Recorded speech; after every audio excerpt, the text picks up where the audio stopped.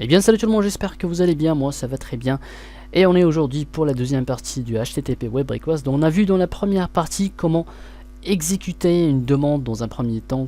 Bon, il s'agit d'une commande qui nous rapporte, bien qui nous ramène le code source d'une page. On a vu l'exemple de yahoo.com. On a eu le code de source entier de la page. Mais cette fois-ci, on verra. Donc pour les gens qui n'ont pas vu la première partie, ben, c'est tout simplement il faut faire deux importations. Première chose, import system.net et un system.io ici.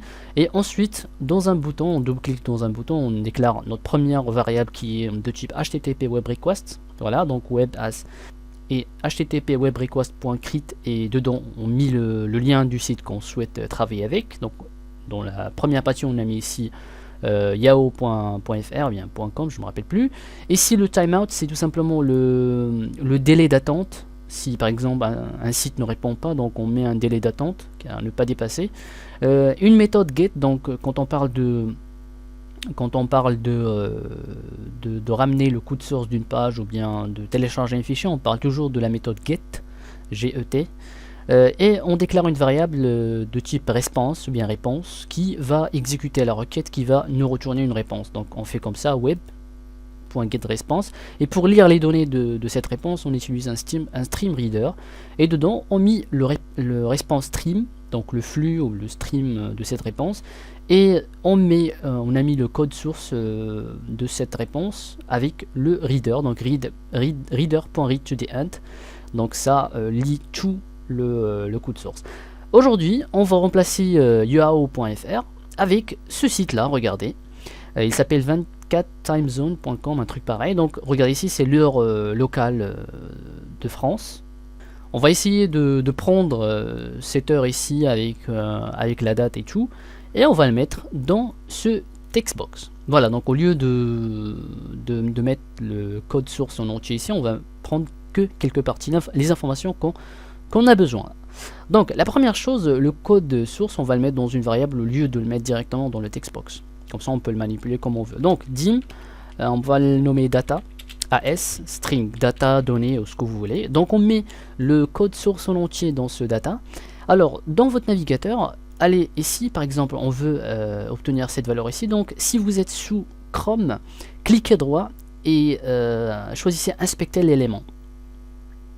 Donc vous avez ici span, ID, donc quelques informations, donc ça représente des tags. Et regardez la date, donc l'information qu'on souhaite avoir, elle est au milieu, ou bien entre deux tags qui s'appellent span ID égale current time, et l'information qu'on souhaite obtenir est slash span, donc c'est tag, ce qu'on va travailler avec, ou bien ces informations, ce qu'on va travailler avec.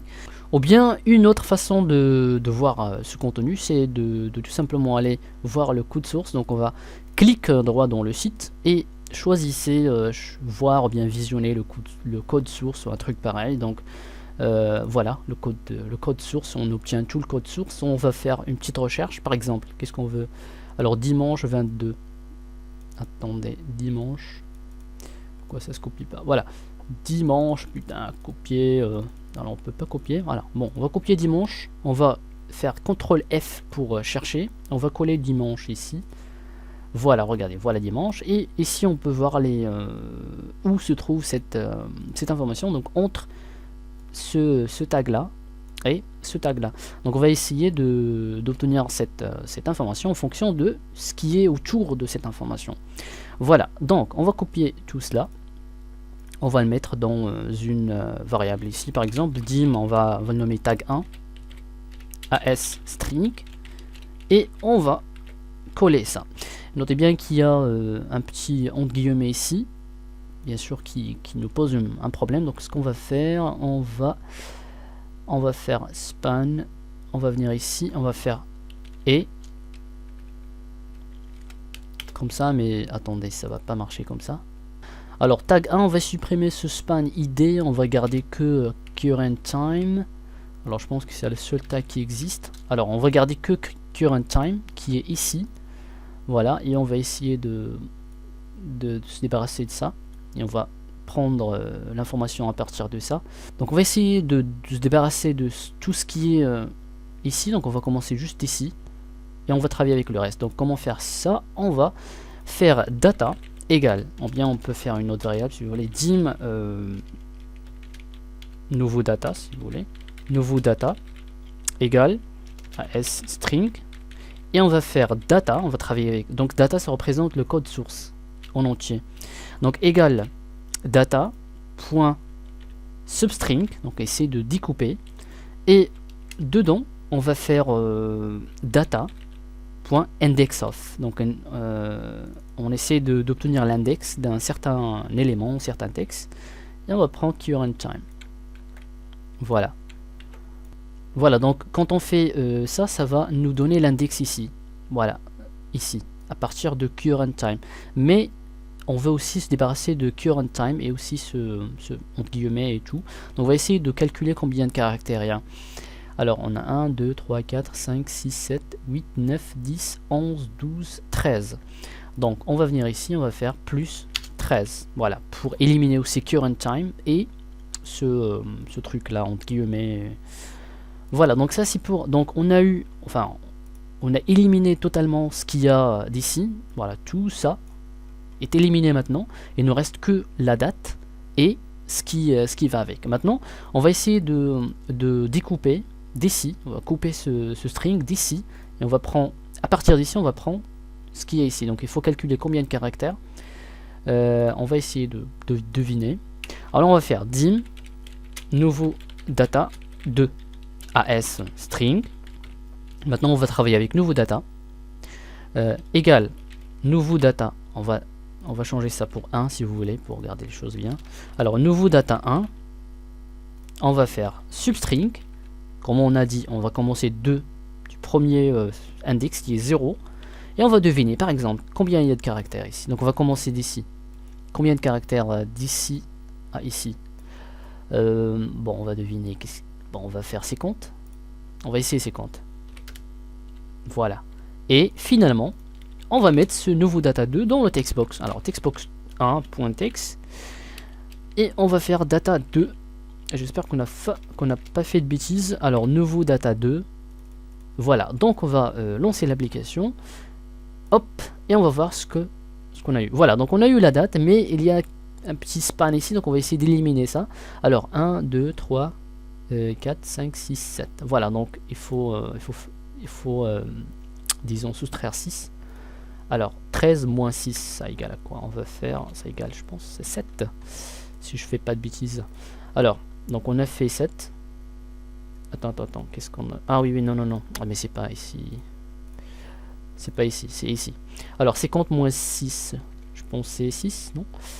Alors c'est, on va faire 45, bien 44, voilà, on va faire 44, on va voir ce que ça donne. Bouton, hop, on clique et on attend la réponse. Ah, on n'a pas fait, attendez, pourquoi ça n'a pas donné? On va faire 40, parce que normalement ça devrait marcher. Alors on va cliquer sur le bouton et ça nous donne quoi? Voilà, donc il reste quelques... Bon, parce qu'il y avait des espaces, donc c'est pour ça que c'était plus que 6. Donc ici, attendez, il n'y a pas d'espace maintenant. 1, 2, 3, 4, 5. Il faut encore éliminer une autre 5. On va faire 35. Voilà. Donc vous faites comme ça petit à petit jusqu'à vous aurez l'information exacte. Voilà, donc on a eu la date, le temps, en temps réel, disons. La date, enfin l'heure ici. Voilà. Et dimanche 22 février 2015. Voilà, c'est exactement ce qu'on a sur le site. Voilà. Donc ce qui est bon dans ce genre de manipulation, c'est vraiment il faut vraiment savoir comment travailler avec le string. J'ai déjà fait une vidéo dans laquelle j'explique comment manipuler le string, donc allez la voir pour plus d'informations. Donc on a utilisé qu'une seule méthode de manipulation de string ici, le substring, qui sert à découper le string.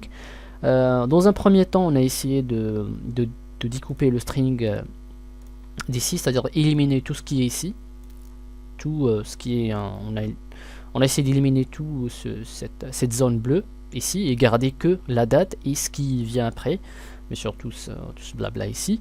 Donc ce qu'on a fait, on a travaillé avec current time. Pourquoi current time? C'est parce que c'est ce qui vient ici.